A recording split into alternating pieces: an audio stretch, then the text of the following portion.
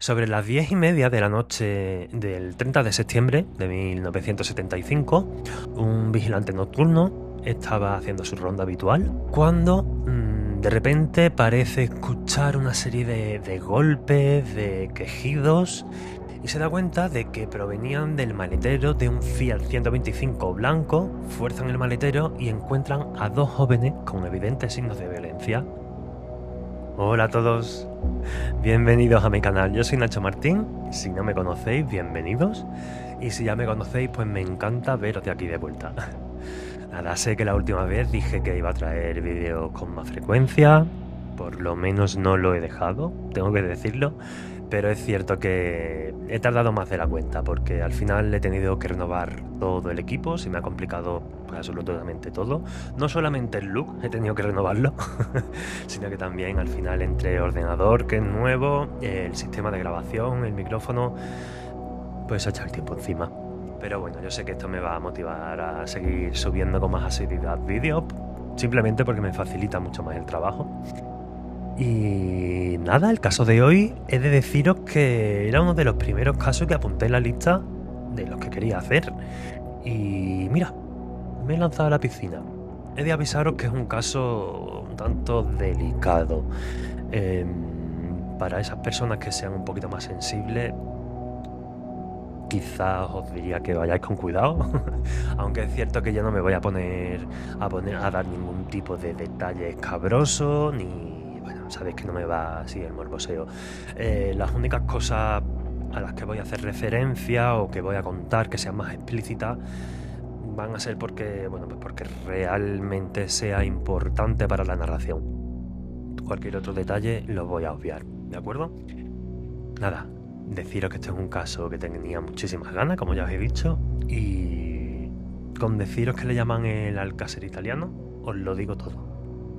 Este caso es conocido como la masacre de Chircheo. Casos con Nacho Martín.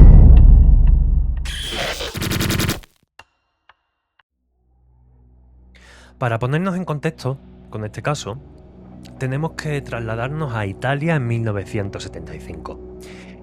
En este momento, Italia estaba de pleno pasando por los llamados años de plomo, que de hecho se les llaman de plomo por simbología con los disparos y con las balas. Porque, bueno, eran unos años en los que la estrategia de la tensión buscaba desestabilizar la democracia italiana mediante atentados provocados por células de extrema derecha, que además estaban respaldadas por sectores desviados de los servicios de inteligencia.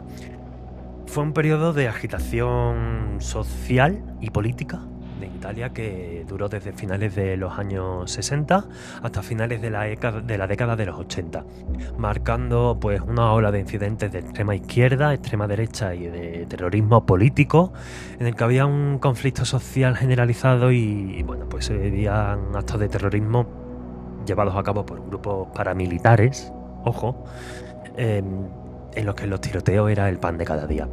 Sobre las 10:30 de la noche del 30 de septiembre de 1975, Orazio Lancia, un vigilante nocturno, estaba haciendo su ronda habitual por el barrio Quartiere Trieste de Roma, cuando de repente parece escuchar una serie de golpes, de quejidos, que parecían provenir de un lugar lejano. Entonces se empieza a intentar encontrar la fuente de esos sonidos y se da cuenta de que provenían del maletero de un Fiat 125 blanco que estaba aparcado frente al número 15 de Vía Pola. Por lo que rápidamente decide llamar a los carabinieri. A las 11:15 de la noche, los carabinieri y la policía di Stato fuerzan el maletero y encuentran a dos jóvenes con evidentes signos de violencia: Donatella Colazzanti, de 17 años, y Rosaria López, de 19. Dos chicas que eran amigas, provenían de familias humildes y trabajadoras, que provenían del barrio periférico de La Montañola. Como os comento, estas dos chicas eran amigas, eran estudiantes de un instituto público y trabajaban para pagarse sus gastos y no tener que depender de sus padres. De hecho, Rosalía trabajaba a tiempo completo como camarera, a la vez que lo compaginaba con sus estudios, y Donatella pues siempre estaba trabajando en trabajos ocasionales que le salían de forma esporádica. Eran dos chicas muy alegres, sobre todo muy responsables, como se puede ver, y eran muy queridas por su familia y sus amigos. Un par de días antes, el 25 de septiembre, Donatella fue al cine con una amiga llamada Nadia, y allí conocieron a un chico llamado Carlo.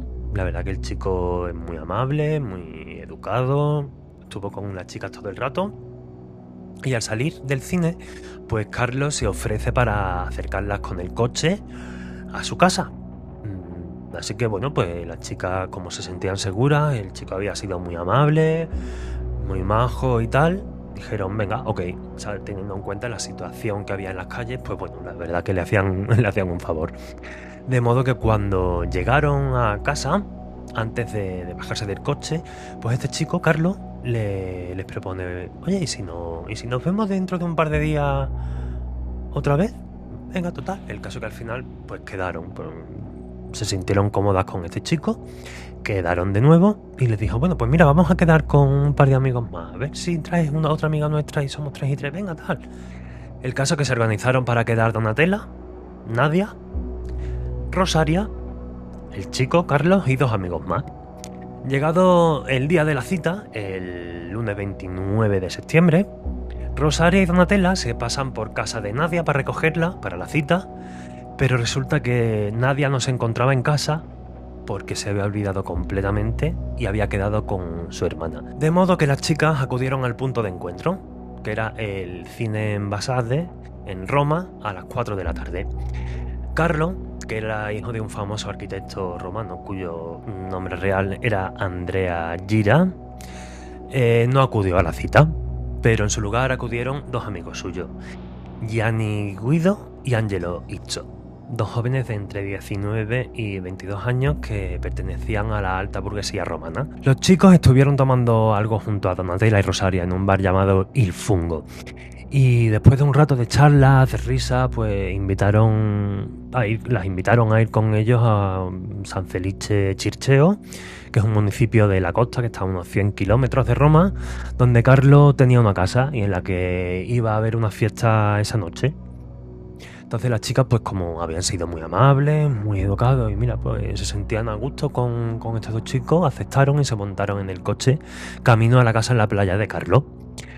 Al llegar, las chicas alucinaron con la casa porque resulta que era enorme y tenía unas vistas al mar preciosas. Y a medida que pasa el rato, Donatella y Rosaria vieron que ya se acercaba la hora de volver a casa y bueno, pues le piden a los chicos que si podían llevarla de vuelta a Roma. En ese momento los chicos intentan disuadirla un poco para que se queden un poco más con comentarios como ¿qué pasa? ¿Que no estáis a gusto? ¡Ay, hemos hecho algo! No, y las chicas pues decían, no, mira, es que tengo que volver a casa y por favor, si nos podéis llevar, que si no nuestros padres nos van a echar la bronca. Y entonces, en ese momento, Gianni saca un revólver y apuntando a las chicas les dice, ahora es cuando va a empezar la fiesta. ¿Y quiénes eran realmente estos chicos? Pues bien, Angelo Izzo, de 20 años, pertenecía a una familia adinerada de la burguesía romana, era hijo de un influyente empresario de la construcción y estaba matriculado en medicina, lo cual le aportaba esa máscara de estudiante modelo. Pero desde los 13 años militó en organizaciones estudiantiles de extrema derecha y posteriormente en círculos violentos del neofascismo, y en 1973 fue procesado junto a Andrea Gira por atraco a mano armada y allanamiento de morada, aunque en este caso quedó libre por falta de prueba. Y un año antes de los hechos, en 1974, fue juzgado y condenado a 2 años y 6 meses de prisión por violación grupal a unos jóvenes, una prenda. Sin embargo, bueno, pues como era de familia bien posicionada y la familia tenía influencia, dinero, pues entre eso y los recursos legales permitieron que se concediera la suspensión de la condicional de la pena, con lo que al final no pisó la prisión y quedó en libertad. Y con los análisis psicológicos que le hicieron en todo el procedimiento, definieron a este chico como narcisista, sádico y manipulador, y que entendía la agresión sexual y la violencia física como actos de dominación guerrera e ideológica sobre jóvenes de clases populares. El segundo en cuestión era Andrea Gira, de 22 años, que nació en una de las familias más ricas de la burguesía romana. Era hijo de un célebre empresario, que además su padre era medallista olímpico de la selección italiana de waterpolo de Londres en 1948, y era un extremista violento de Avanguardia Nazionale, perdón si lo pronuncio mal, y era conocido por el AMPA neofascista por alias como Jax o Il Trabatutta. Participaba habitualmente en palizas y agresiones callejeras a militantes de izquierda, y a los 16 años fue condenado por actos de agitación pública y disturbios políticos, y en 1972 fue procesado por tenencia ilícita de armas de fuego, amenazas a muerte y causar lesiones graves, y más adelante, en 1973, fue condenado a 20 meses de prisión por robo a mano armada, cometido junto a Angelo Izzo, y cumpliendo parte de la condena en un centro penitenciario antes de obtener la libertad provisional poco antes de los hechos de Chircheo. Y el tercero es Gianni Guido, de 19 años, que era hijo de un alto ejecutivo y directivo de la Casa di Raspiamo de Roma, que además también era militante neofascista del barrio de Parioli, profundamente influenciado por el liderazgo agresivo y el historial criminal de Izzo y Gira, y al ser el único sin antecedentes policiales y por su apariencia de chico bueno, era el gancho perfecto para ganarse la confianza de jóvenes de clase trabajadora utilizando el Fiat 125 blanco de su padre. Los chicos, pues para amedrentar a Donatella y Rosaria, les dijeron que tenían que estar tranquilas y ser obedientes, porque ellos eran miembros de la banda de los marselleses y que el líder de la banda iba a venir, y que si las escuchaba llorar, pues que iba a ser mucho peor para ellas. Evidentemente, sobra decir que era todo mentira, pero que, bueno, simplemente querían mantener las chicas a raya. Entonces, en ese momento, las chicas empezaron a llorar y a suplicar que las dejara volver a casa, que no iban a decir nada. Y en ese momento, Angelo Izzo y Gira también decidieron encerrarlas en un baño de la planta baja y obligarles a quitarse toda la ropa, para entonces comenzar con 36 horas de infierno para Donatella y Rosaria. A la llegada de Guido, horas después, quien se hizo pasar por un alto cargo de la mafia, el que previamente habían dicho, pues empezaron a amenazarlas con armas de fuego y con barras de hierro. A lo largo de la madrugada, del 29 al 30 de septiembre, Rosaria y Donatella sufren continuas violaciones grupales, palizas, vejaciones dirigidas contra su extracto social por ser de clase obrera, y los agresores pues consumieron gran cantidad de alcohol y drogas y pues se mofaban de las peticiones de agua y comida de las chicas.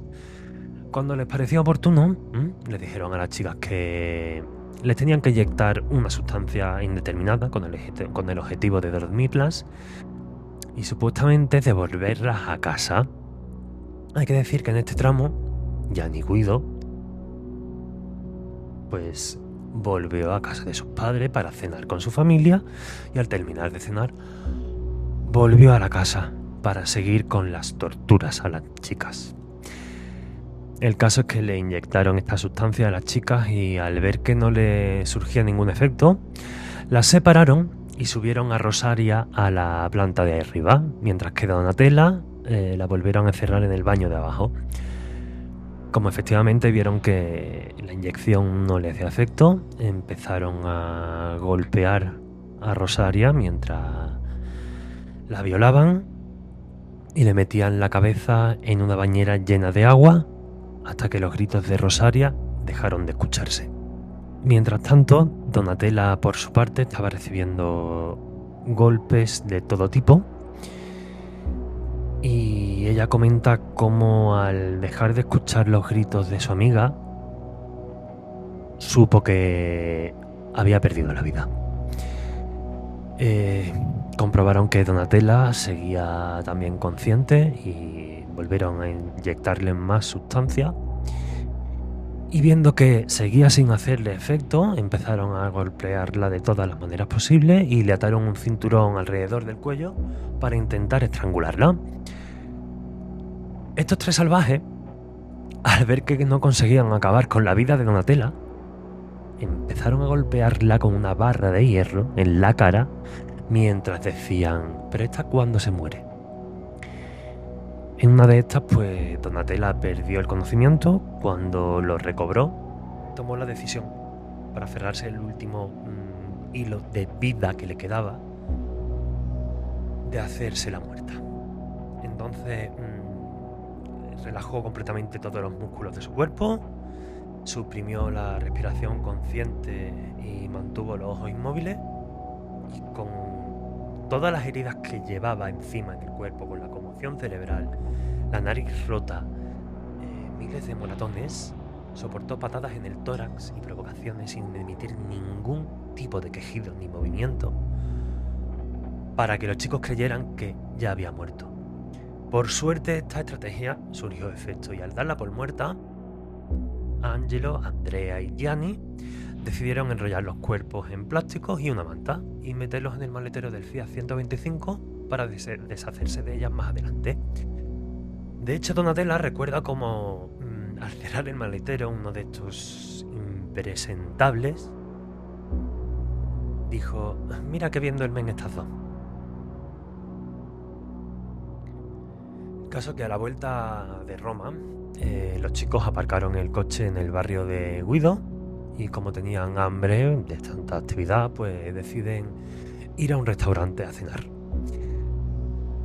Al escucharles alejarse, Donatella, cuando ya está segura de que los chicos están lejos, empezó a golpear el maletero del coche y a gritar con la esperanza de que alguien lo oyese y consiguiera sacarla de allí. Y así fue como el vigilante nocturno se percató de los ruidos y consiguió abrir el maletero con la ayuda de los carabinieri a las 11:30 de la noche. Donatella, con el cuerpo lleno de golpes y en auténtico estado de shock, salió con vida del maletero, y las autoridades descubrieron entonces el cuerpo sin vida de Rosaria, que no pudieron hacer nada por su vida. De hecho, imaginaos la situación de Donatella estando encerrada después de ese infierno, de esas 36 horas, estando encerrada en un maletero sobre el cuerpo de tu amiga muerta, sabiendo que está muerta.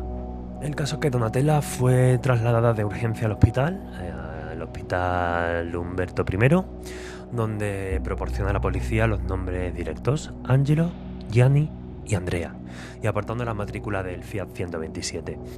Allí fue tratada de heridas de extrema gravedad, de conmoción cerebral y fractura de nariz. Con esos datos, las fuerzas policiales rastrearon la matrícula, que pertenecía al padre de Gianni Guido, y bueno, pues irrumpieron antes del amanecer en los domicilios de los agresores, arrestando a Angelo Izzo y a Gianni Guido. Andrea Gira consiguió huir gracias a un chivatazo.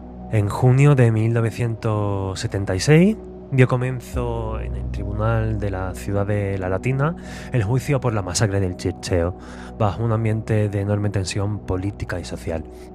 Angelo Izzo, de 20 años, y Gianni Guido, de 21 años, comparecieron físicamente, custodiados en el interior de la jaula reservada para los acusados de delitos graves. Y Andrea Gira, de 22 años, fue juzgado pero en ausencia, al encontrarse en paradero desconocido, pues tras la huida debido al chivatazo. Los abogados defensores buscaron, pues, lo típico: sembrar las dudas sobre la moralidad de las víctimas, ¿no?, insinuando que Rosaria y Donatella eran, y voy a citar textualmente, jóvenes provocadoras de barrio periférico que buscaban una aventura con chicos de alta sociedad de Parioli. Intentaban transformar a las víctimas en culpables. Durante las sesiones, diferentes colectivos feministas italianos se movilizaron masivamente a las puertas del Tribunal de Latina y dentro de la sala de vista, luciendo distintivos morados y pancartas con el célebre lema de: si tocan a una, nos tocan a todas. Seguro que este lema lo conocíais y no sabíais que venía de aquí. Por su parte, Itzo y Guido mostraron una actitud pues totalmente despectiva durante las audiencias. Se sonreían entre ellos en las aulas, hacían comentarios burlones, miraban de manera intimidatoria a los abogados de la acusación. Lo esperable en personajes de este tipo. Uno de los momentos más importantes de todo el proceso judicial vino con el testimonio de Donatella. Tened en cuenta que con solo 17 años y con secuelas físicas bastante visibles en el rostro por la fractura sufrida, Donatella declaró en la sala de vistas durante varias horas y reconstruyó con total serenidad y precisión cada detalle de esas 36 horas de torturas que vivió y del asesinato de su amiga Rosaria López. Por su parte, bueno, pues las familias acomodadas de los acusados ofrecieron importantes sumas de dinero a la familia de las víctimas a cambio de la retirada de la parte civil del proceso para solicitar la aplicación de atenuantes penales. Es cierto que la familia de Rosaria López aceptó posteriormente un acuerdo económico en la fase de apelación en 1980, pero Donatella rechazó categóricamente cualquier tipo de oferta monetaria y dijo textualmente al tribunal: no quiero su dinero, quiero justicia por Rosaria y por mí. Hay que destacar que la abogada Tina Langostena Bassi, representante legal de Donatella, transformó el juicio en una causa pública contra el sistema patriarcal y el artículo del Código Penal italiano que consideraba la violación como un delito contra la moral pública y no contra la persona. El 29 de julio de 1976, la Corte de Assise de Latina emitió su fallo. Angelo Izzo, condenado a cadena perpetua. Gianni Guido, condenado a cadena perpetua. Andrea Gira, condenado en rebeldía a cadena perpetua. Tras las apelaciones, en 1980, se redujo la pena de Gianni Guido de cadena perpetua a 30 años de prisión, al valorar el pago de una indemnización a la familia de Rosario López y una declaración de arrepentimiento. Y las condenas perpetuas de Angelo Izzo y Andrea Gira fueron ratificadas. Pero no acaba aquí el caso. Porque ¿qué pasó una vez terminó el juicio? Muy bien. Andrea Gira, que había huido por el chivatazo, resulta que huyó a España, donde se unió a la Legión bajo el nombre de Massimo Testa de Andrés. Narcisista hasta para eso. Massimo Testa como cabeza principal, sin comentario. Y llegó a servir en el Tercio Duque de Alba, en Fuerteventura, Ceuta y Melilla. Se volvió adicto a ciertas sustancias y murió de sobredosis el 2 de septiembre de 1994. En 2016, su cuerpo fue exhumado por segunda vez, donde los resultados de pruebas de ADN confirmaron que efectivamente Massimo Testa era realmente Andrea Gira. Y actualmente sus restos descansan en el cementerio municipal de Melilla, bajo el nombre de Massimo Testa de Andrés. Gianni Guido, por su parte, el 25 de enero de 1981, tras ser condenado, agredió al guardia penitenciario Giovanni Benucci. Le quitó el uniforme, las llaves de los portones principales y cruzó el control de acceso hacia el exterior, donde lo estaba esperando un vehículo de fuga financiado por sus contactos familiares. Claro, pues con pasaportes falsos y fondos económicos provistos por este entorno familiar, huyó a Sudamérica y se estableció en Buenos Aires, en Argentina, bajo el nombre falso de Daniel Martín. Y allí pues empezó a llevar una vida totalmente normal, trabajando en el negocio de la compraventa de coches usados. ¿Qué ocurre? Que el 29 de enero de 1983, tras 2 años de rastreo por parte de la Interpol y los Carabinieri, fue localizado y detenido por la policía de Buenos Aires, siendo ingresado en el penal de Devoto a la espera de ser extraditado a Italia. Ya sabemos que las cosas de Palacio van despacio y como el procedimiento de extradición avanzaba lentamente en los juzgados argentinos, Guido organizó una segunda fuga. Y en este caso, en abril del 85, simuló graves dolores abdominales, logrando ser trasladado al hospital bajo custodia policial, al Hospital Manuel Roca de Buenos Aires, para en teoría hacerle una cirugía de urgencia. El 10 de abril del 85, tras cerrar los barrotes de la ventana de la habitación del hospital, con ayuda de cómplices externos y burlando la custodia de la Guardia Policial Argentina, el individuo escapó, saltando pues, hasta hacia un vehículo que le esperaba de nuevo en la vía pública, y cruzó las fronteras sudamericanas y se refugió en Panamá, donde volvió a adoptar una identidad falsa y se dedicó al comercio de automóviles durante casi una década. En junio de 1994 fue identificado y arrestado por las autoridades panameñas, la Interpol, y en noviembre del 94 fue finalmente extraditado a Italia para terminar de cumplir sus 30 años de condena. Tras acceder al régimen de libertad condicional de servicios a la comunidad en 2008, completó su pena de forma definitiva el 25 de agosto de 2009. Letizia, la hermana de Rosaria, consideró indignante su liberación anticipada debido a la continua fuga de Guido y bueno, pues a su falta de arrepentimiento, a la ausencia de rigor por parte de las fuerzas del orden, del sistema penitenciario, pero sus quejas sirvieron para nada. Por su parte, Angelo Izzo es quien se lleva la palma. Tan solo 6 meses después de ser condenado a cadena perpetua, en enero del 77, estando interno en la prisión de Latina, Izzo y Gianni Guido, tal y como conté antes, ¿no? Pues amotinaron un sector de la cárcel, tomaron como rehén a un guardia de prisión y tal. Y bueno, pues gracias a la rápida intervención de los refuerzos evitaron que Izzo escapase de la cárcel, aunque Gianni Guido, como podéis ver, como os he contado, sabéis que ya él sí pudo escapar. Bueno, ¿qué ocurrió? Pues que tras el fracaso del primer intento de fuga, Izzo cambió la táctica completamente. Comenzó a presentarse ante los jueces como un chico arrepentido, dispuesto a colaborar, aportando nombres sobre atentados y tramas clandestinas del neofascismo italiano, pero muchísimas de esas declaraciones resultaron ser pues invenciones suyas, con tal de conseguir traslado a prisión, relajación de la custodia, ingreso en regímenes abiertos bajo la ley de Coccioni, ciertas ventajas. Gracias a esa fachada de arrepentimiento, en 1992 y 93 se le concedieron permisos penitenciarios de salida. En agosto del 93, estando interno en el presidio de Alessandria, disfrutando de un permiso de 5 días, Izzo pues no regresó al centro penitenciario al concluir el plazo y huyó clandestinamente a Italia.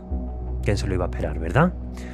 Después, bueno, pues huyó a Francia portando documentación falsa y en septiembre del 93 fue localizado y detenido por la policía de París. Al ser arrestado por los agentes franceses, Izzo declaró con descaro ante los medios que no se trataba de una fuga, sino que eran unas merecidas vacaciones de la cárcel.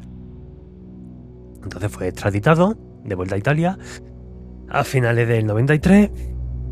Pero a pesar de su intento de fuga en el 77, de su escape a Francia en el 93 y su diagnóstico de psicopatía sádica, pues en 2004 los tribunales de vigilancia de Campobasso le otorgan el régimen de semilibertad. ¿Qué ocurre? Que durante este régimen de semilibertad, Izzo pues secuestró y ejecutó a María Carmela Linciano, de 49 años, y a su hija Valentina Majorano, de 14 años, atándolas, asfixiándolas con cinta de embalar en una casa de campo y descuartizándolas y enterrándolas. Las víctimas resulta que eran la esposa y la hija de un arrepentido de la mafia italiana, Giovanni Majorano, con quien Izzo había coincidido en la cárcel de Campobasso. Y como era un arrepentido, esa era su venganza, matar a su mujer y a su hija. Izzo fue capturado el 2 de mayo de 2005 y condenado en 2007 a una segunda cadena perpetua incondicional, sin posibilidad ninguna de beneficio penitenciario.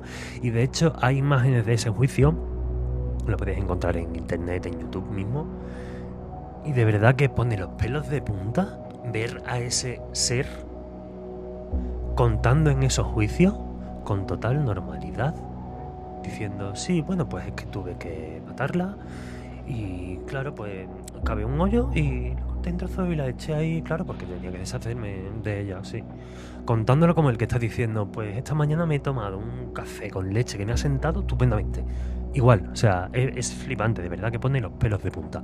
Chi è che ha avvolto L'avrò avvolta la io Linciano nei sacchi verdi? L'avrò avvolta io prima di andarmene. Dopo aver ucciso la Linciano l'ha anche impacchettata, Senta, ma, come dice lei. impacchettata cosa si crede che è? Si tratta di prendere un sacco e infilarlo e chiude. Vabbè, l'ha detto così. Cioè, Ha se fatto lei- tutto da solo o l'ha aiutato Luca? Ecco, questo particolare, credo che Luca mi ha passato gli abbia detto passami qualcosa dovrebbe aver fatto. Vabbè, forza.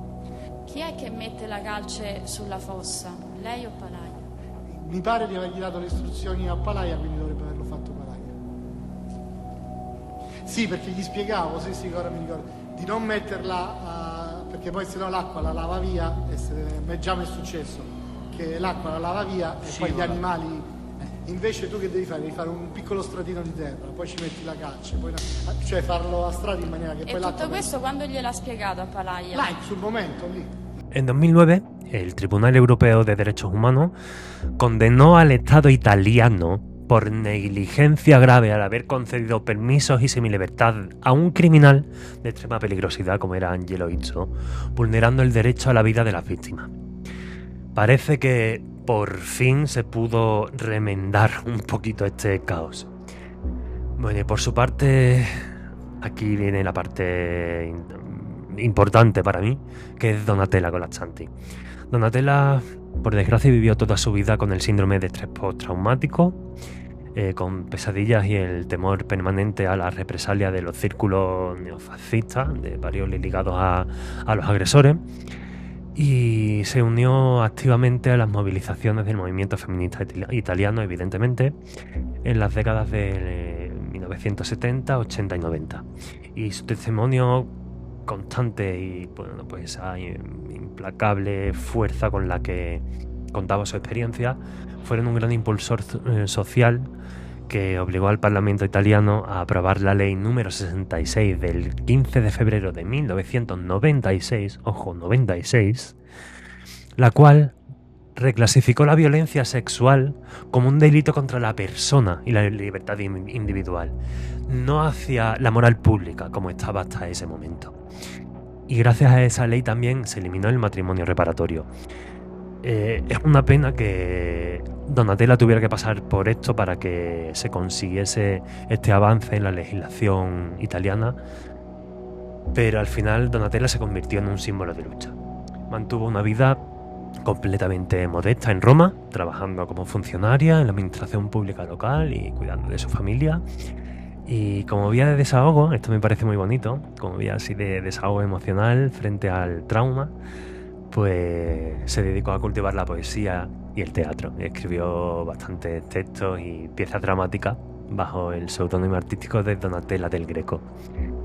En mayo de 2005, cuando se hizo público que Angelo Izzo había vuelto a las andadas, Donatella sufrió un tremendo golpe emocional y expresó su rabia hacia las instituciones, expresando, y voy a leer textualmente: lo había dicho siempre, Izzo es un monstruo y si lo dejaban salir de la cárcel volvería a matar. Las instituciones han fallado. Luchó en silencio durante años contra un cáncer de mama en estado avanzado y desgraciadamente falleció el 30 de diciembre de 2005 a los 47 años debido a este cáncer. Una cosa que me parece muy bonita, o al menos me parece emocionante, es que sus últimas palabras pronunciadas, que las pronunció ante su hermano y sus seres queridos antes de morir, fueron: luchad siempre por la verdad. En 2021 el Ayuntamiento de Roma inauguró un parque público en su memoria, con la placa conmemorativa que la define como luchadora por la justicia, honrando su memoria, no solo como víctima, sino también como una mujer que dedicó su vida a la verdad y a la defensa de los derechos de las mujeres. Pues hasta ahí el caso de hoy. Espero que os haya gustado. La verdad es que ha sido un caso intensito de de investigar, de analizar, porque había información que era muy cruda, porque gran parte del testimonio de Donatella pues está transcrito en las redes y es muy duro leer por lo que tuvieron que pasar estas dos chicas. Suerte que menos mal que Donatella consiguió sobrevivir. No sé, quiero saber qué opináis de este caso, saber qué similitudes veis con el caso Alcácer, ya que se le compara tanto, que yo alguna que otra similitud o semejanza sí le veo, aunque no los veo tan parecidos. Es decir, que este caso evidentemente es un caso anterior que el Alcácer, con lo cual, en todo caso, Alcácer sería el Chircheo español. Quiero saber vuestras opiniones. Quiero que se genere un poquito de debate sobre la legislación italiana, cómo el sistema falló dándole libertad, reduciendo las penas de estos individuos. Entonces, es que mira, lo pienso y me pongo de los nervios. He de decir también que hay una película de Netflix que se llama La Escuela Católica, que está basada en un libro con el mismo nombre, que están basados, ambos, tanto libro como película, en este caso. Personalmente a mí no me ha gustado mucho porque, bueno, digamos que parece que incluso llegan a intentar justificar a los agresores y, bueno, digamos que intentan aportarte muchísimo contexto sobre estos agresores y lo que es la parte de todo el caso, de todo, se queda en nada. Entonces, bueno, personalmente no la recomiendo. Si queréis perder 1 hora 45 de vuestra vida, soy totalmente libre. Yo os he avisado. Sabéis que me tenéis en las diferentes plataformas de podcast, pero en formato audio, aquí en YouTube. Si os ha gustado, darle like, suscribíos si no lo estáis, darle a la campanita para que os avise cada vez que subo un nuevo vídeo. Hypead, todas esas cosas que hay ahora. Si os gusta, compartidlo, que ayuda mucho para que llegue a mucha más gente. Y como os digo, quiero leer aquí comentarios sobre qué os ha parecido este caso y esta historia. Yo es que lo descubrí y os juro que tuve hasta pesadillas con esta gente. El caso, que os veo pronto con un nuevo caso. Si queréis sugerirme cualquiera, estoy totalmente abierto a propuestas. Me podéis escribir en comentarios o incluso por mis diferentes redes sociales. Os veo pronto con el siguiente vídeo y un beso. Chao.